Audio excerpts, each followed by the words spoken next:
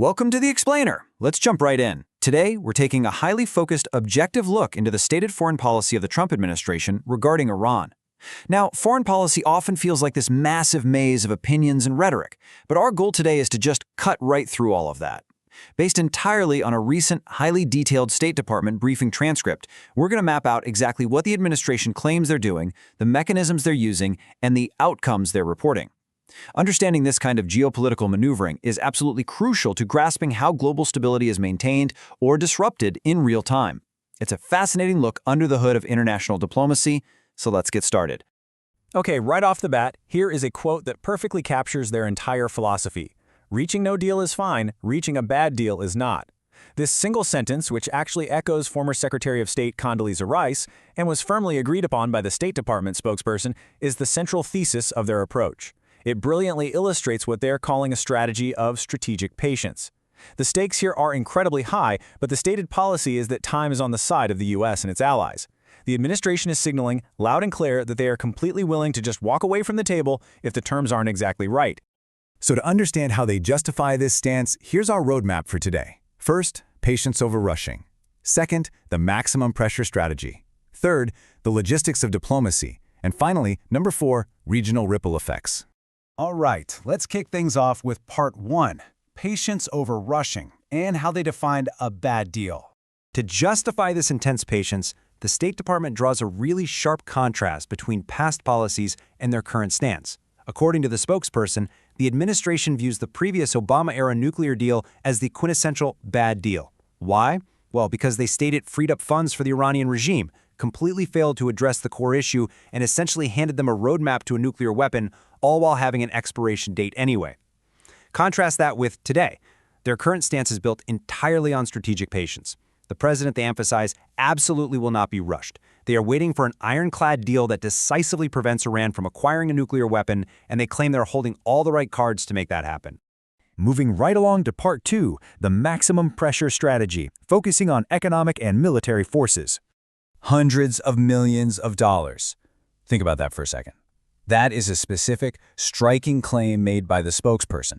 The administration states that through their actions and their severe economic sanctions, they are actively denying the Iranian regime hundreds of millions of dollars, literally every single day. This isn't just about pausing trade. It's described as a deliberate, daily draining of the regime's resources, all designed to force them back to the negotiating table on U.S. terms. So the big question is, how are they actually applying this level of pressure? Well, the transcript outlines a massive multi-pronged approach using both military and economic levers. They cite the results of Operation Epic Fury, pointing to a decimation of military capabilities alongside massive economic fury. On top of that, you've got the State and Treasury departments actively hunting down and targeting revenue from anyone trying to evade U.S. sanctions. And overarching this whole shebang is what they describe as decisive action to set back the Iranian nuclear program. It's a comprehensive clampdown, reminding us that modern warfare is waged just as fiercely in bank accounts as it is on the battlefield. Which brings us to part 3, the logistics of diplomacy, and how we are actually communicating with Iran. Honestly, it's a logistical nightmare that we rarely even think about. During the briefing, a news anchor actually asked this brilliant, super practical question. Are we passing messages on a piece of paper?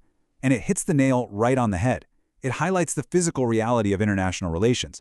How do two countries even talk when they have zero formal diplomatic ties and are locked in a tense standoff? The answer from the State Department is incredibly revealing. They note that the Iranian leadership is currently severely fractured. In fact, the spokesperson specifically claims that because the first and second rungs of Iranian leadership were killed, the whole structure is broken. Because of this, a simple message doesn't just go straight to the top guy. Instead, every single proposal and counterproposal takes days to just wind its way through the surviving leadership before they can even generate an answer. So here is the agonizingly slow, complicated dance of diplomacy taking shape. Step 1, you have to use third-party mediators just to talk about talking. Step 2, there's a tremendous amount of clunky back-and-forth messaging. And Step 3, an agonizing wait for concrete answers. The spokesperson also added a really fascinating detail here. What the U.S. hears in private through these mediators is often completely different from the angry public posturing we see on television.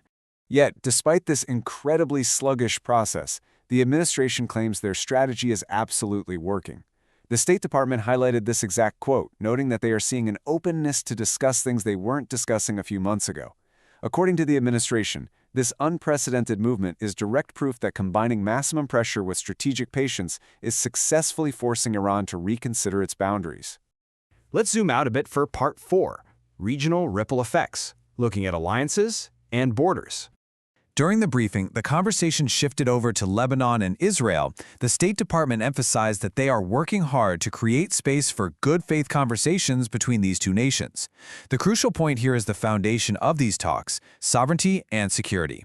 The U.S. states it is completely supporting the legitimate Lebanese government's sovereignty over the entirety of Lebanon, and crucially, they are fostering these talks totally independent of Hezbollah's involvement, all while recognizing Israel's fundamental right to self-defense.